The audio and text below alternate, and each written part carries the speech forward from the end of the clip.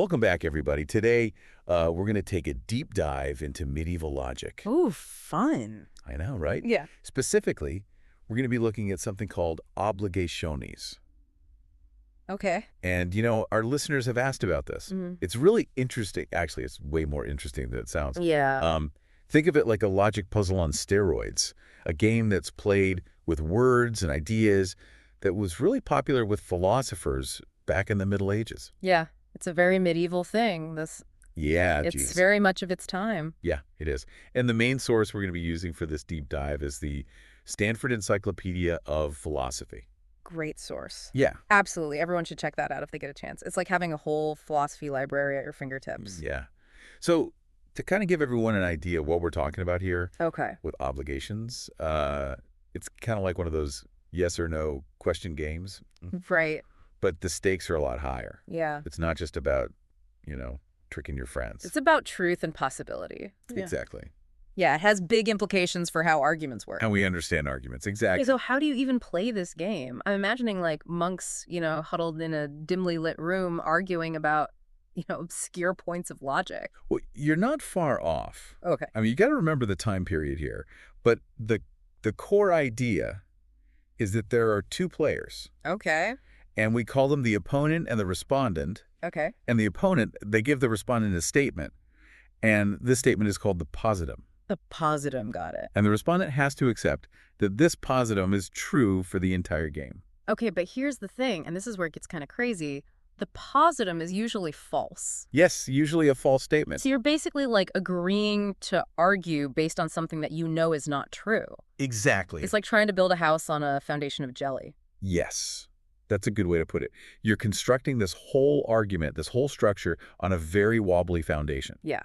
Okay, so then what happens? So then the opponent will start proposing other statements. Okay. And the respondent has to answer just with grant or deny, Okay. while still remaining consistent with the initial positum. Right. So they're trying to trip you up. Exactly. They're trying to find the point where your logic breaks down, where you contradict yourself because of that initial false statement you've had to accept. Oh, wow. So it's like you're navigating a minefield of logic. Yes. A minefield where every step you take could blow up in your face. Yeah. Okay, so like if the positum is something totally ridiculous, Yeah. like the moon is made of cheese, Oh, what happens then? Well, the opponent might try to propose something that seems to follow from that. So they might say, well, if the moon is made of cheese, then it must be edible, right? Oh. And the respondent, because they've already agreed that the moon is made of cheese, might be forced to grant that the moon is edible, even though we all know it's not. So you can get trapped by your own logic, basically. Exactly. The game isn't about finding the truth. It's about exploring those logical relationships between statements. It's like you're mapping out all the different paths, all the different implications of an idea, however absurd it might seem. All right, that's really interesting. So are there rules to this game? Or is it just like a free-for-all of just like absurd statements? Oh, no, there are definitely rules. Okay. And some of the most influential rule set was laid out by a 14th century logician named Walter Burley. Oh, Walter Burley. The rule master. Yeah, he really systematized a lot of this. So let's dive into his rules a bit because they can be pretty counterintuitive. Yeah, if they lead to people saying things like, the moon is edible, it's got to be pretty weird. Yeah, and one of the core rules that Burley lays out is that anything that logically follows from that false positum, Okay. you have to grant it. You must grant it. Okay. It's like you're building this whole world on a foundation of make-believe, like we said before. Okay, so even if the positum is totally bonkers, I have to accept anything that logically follows from it. Within the rules of the game, yes. Wow, okay. That seems like a recipe for some serious mental gymnastics. It is. It's a way of training your mind to follow these logical pathways, even when they lead to strange or even absurd conclusions. Okay, so give me an example. Like, how does this actually play out? Okay, let's say the positum is you are in Rome. Okay, Now we know that's not true, right. but for the sake of the game, we're accepting it. Okay. Now the opponent might say something like, you are not in Rome, or you are a bishop. Okay. Now, according to Burley's rules, you have to grant that statement. But how can I grant that? I'm not a bishop. Well, it's a classic logical truth. Either you are in Rome or you're not. Right. And in this case, we're accepting the not part, which makes the whole statement true. Okay, that makes sense, I guess. But I still don't see how that makes me a bishop. That's where the cleverness of the opponent comes in. They're trying to lead you down a particular path, Right. so they might later propose, you were not in Rome. Well, you've already accepted that one of those two things in the earlier statement must be true. Ah. And since we've already agreed you're not in Rome, you're forced to accept the other part. That I'm a bishop. Exactly. Wow. It's like you're painting yourself into a logical corner, even though you started from something absurd. Exactly. And that's part of the fun of obligation is it forces you to think very carefully about the relationship between truth, logic, and the way we use language to build these arguments. Okay, so it's not about winning in the traditional sense. Right. It's about exploring these weird paths of logic. Exactly. It's about seeing where those pathways lead, even if it means ending up with a conclusion that seems totally outlandish. Yeah. Wow. This is really fascinating. It is, and it gets even more interesting when we start to look at how other medieval philosophers responded to Burley's rules. Okay, so not everyone agreed with Burley. Not at all. For example, Duns Scotus, a very influential philosopher, argued that there are certain things you simply cannot be forced to deny, even within the context of obligationis. Really? Okay, so there were already different schools of thought about how to play this game. Absolutely. There was a lot of debate about the right way to approach these logical puzzles. And those debates had big implications for how they thought about truth, possibility, and the limits of reason itself. Okay, so what kinds of things did Duns Scotus think were off limits? Like, you can't force me to deny this. Well, he argued that you can't force someone to deny something about the present moment, even if the positum contradicts it. So, for example, if I'm standing right here in front of you, you can't make me logically grant that I'm flying, even if the positum claims that I am. Okay, so that makes sense. It's like there's a difference between what's logically possible in the game and what's actually happening in reality. Exactly. It's the beginning of what we now call modal logic, which explores different kinds of possibility, not just what's true in this moment. Wow, so these debates about how to play a medieval game are actually leading to some pretty sophisticated modern concepts. Yeah. It's amazing how these thinkers were already grappling with ideas that wouldn't be fully explored for centuries. Like they were laying the groundwork for the future of logic. In a way, they were. And it gets even more complex when we bring in another philosopher, Richard Kilvington. Okay, I'm ready for another mind-bending twist. What did Kilvington add to all this? He had a very different approach to the game. He said that instead of just trying to avoid contradictions, you should actually try to answer as if the positum were true. Wait a minute. So instead of saying, okay, the moon is made of cheese, but obviously that's not really true, you're supposed to actually pretend that it is and see where that takes you. Yeah, that's exactly it. It's about fully embracing the hypothetical. Wow. It's a form of counterfactual thinking, asking what-if questions and really exploring those alternate realities. And Kilvington was doing this centuries before modern logicians started really digging into those ideas. So he was way ahead of his time. Oh, absolutely. And what's so interesting is that this approach raises all sorts of fascinating questions. Okay, like what? Well, it makes you think about how we evaluate hypothetical situations. What does it even mean for something to be possible? Kilvington's approach forces you to confront those questions head on. So this seemingly simple game is actually a gateway to some pretty huge questions about truth and logic and how we use our minds. Precisely. And it gets even dapper when we consider Roger Swinish and his unique take on the rules of obligations. Okay, I am definitely sensing a pattern here. More twists and turns. Oh, absolutely. Hmm. Swinish came up with rules that could actually lead you to grant seemingly contradictory statements. Wait a minute, contradictory statements? I thought the whole point of logic was to avoid contradictions. Right, that's what makes Swinish's approach so fascinating. He wasn't saying that contradictions are true, but his system highlights this really interesting disconnect between what we grant within the game and what we believe to be true in the real world. Okay, so how does that work? How could you accept a contradiction and still make a logically sound argument? Well, to understand that, we need to take a closer look at how Swinish's approach differs from Burley's. Okay, let's do it. Let's dive into that. So one of the key differences is that Swinish, he rejected the idea that the order of propositions should influence the answers in obligationosa. Okay. And this actually leads to scenarios where you might end up granting a group of statements that seem contradictory. Okay, that's a pretty radical idea. It's like he's totally throwing out this idea of consistency, which is like the foundation of traditional logic. Yeah, it might seem that way at first, but remember, he's Uh-huh. not saying that contradictions are true. Okay. Instead, his system is kind of highlighting this fascinating disconnect between what we grant within the game and what we actually believe is true in the real world. Okay, I think I get that. So can you give me an example? Like, how does this work in practice? Sure. Let's say the positum is Socrates is a cat. Okay, which is obviously absurd. Totally absurd. We all know Socrates was a philosopher, not a cat. But for the sake of the game, we're accepting it as true. Right. Now, the opponent might present a proposition like this. Socrates is a cat and Plato is a dog are similar in truth value. Okay, so under Burley's rules, you'd have to grant that, right? Yes, exactly. Because both parts of the statement are false, so the whole thing becomes true. Right, right. But then later on, if the opponent asks, is Plato a dog?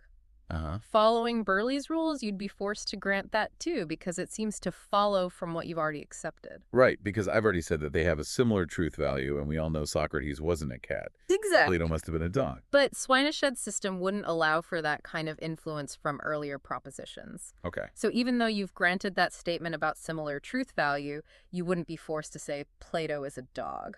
Oh, okay, so in Swineshed's world, I would deny that. Yes, because Plato as a dog doesn't actually follow from the original positum, which is Socrates is a cat. So you end up in this situation where you've accepted that two propositions have a similar truth value, but you might deny one while granting the other.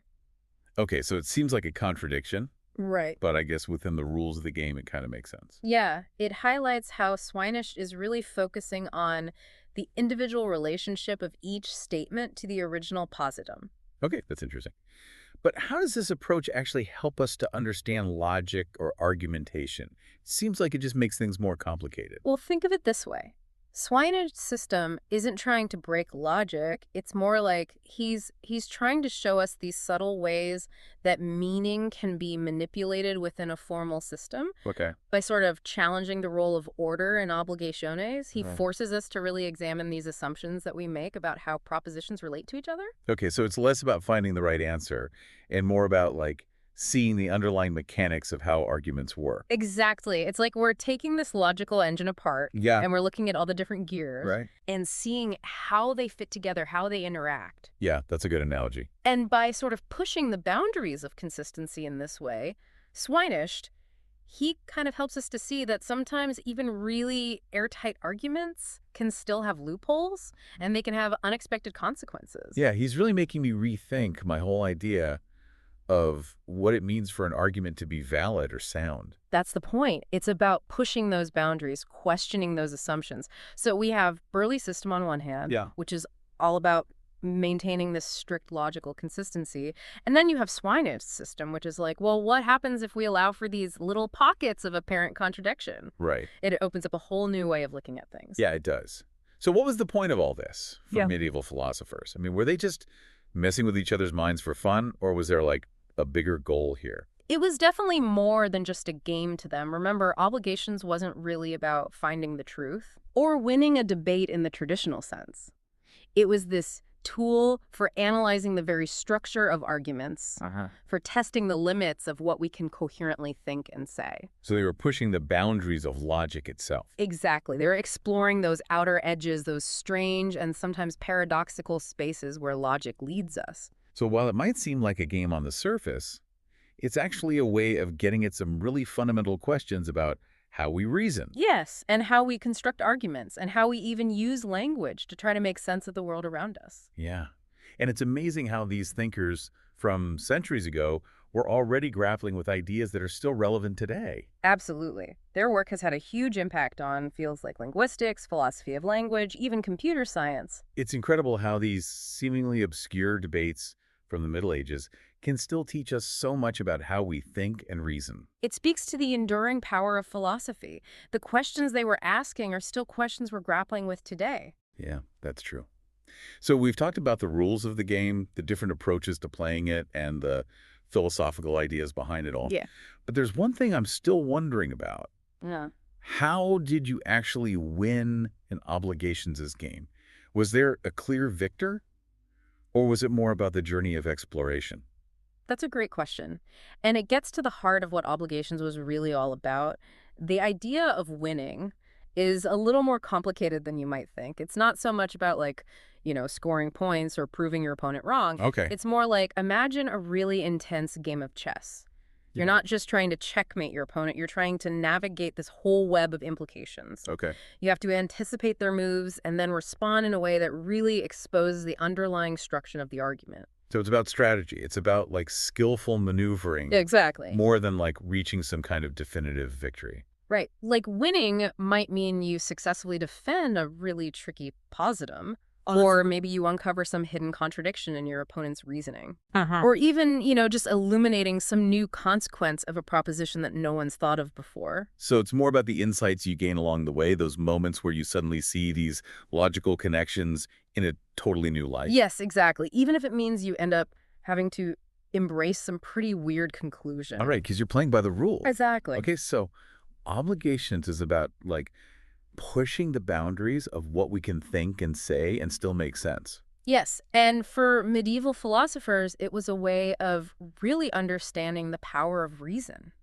They wanted to know, what are the limits? What can we do with this tool? Where does it break down? It's like they were using this game to like explore the very nature of thought itself. Exactly. And it's fascinating how those questions they were asking are still relevant today. Yeah, this whole deep dive has really made me see logic and arguments in a totally new way. It's really a different way of thinking about things. It is, and it's amazing how this game that seems kind of abstract and even a little silly can actually lead to such profound insights. Yeah, it really highlights the power of philosophical inquiry.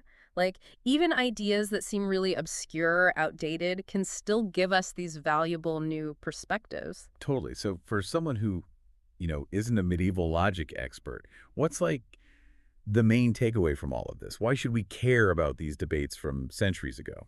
Well, I think Obligations gives us this unique lens for understanding the power of reason, but also its pitfalls. Yeah. It really shows us how important critical thinking is, especially in a world where we're constantly bombarded with information and arguments. Right. It's like a mental workout for our brains. Yes, exactly. It helps us analyze arguments, it helps us spot inconsistencies, and it makes us think really carefully about the words we use. So maybe playing a round of obligations should be part of everyone's daily routine. Maybe. But I think even just understanding the basic principles can help us be more thoughtful and more discerning in our everyday lives. Yeah, that's a great point. Well, this has been an incredible journey. We started with a medieval logic game and ended up talking about truth, possibility, the very nature of argumentation. And who knows what other intellectual adventures are out there waiting for us. The history of philosophy is full of surprises. That's so true. Well, that's all the time we have for today's deep dive into obligationists. But before we go, I want to leave you with something to think about. Imagine you're playing a round of obligationists. What positum, even a false one, would you choose to defend? How would you navigate that whole web of logical consequences? Think about the challenges, the potential contradictions, the thrill of exploring those uncharted territories of thought. Until next time, keep questioning, keep exploring, and keep diving deep.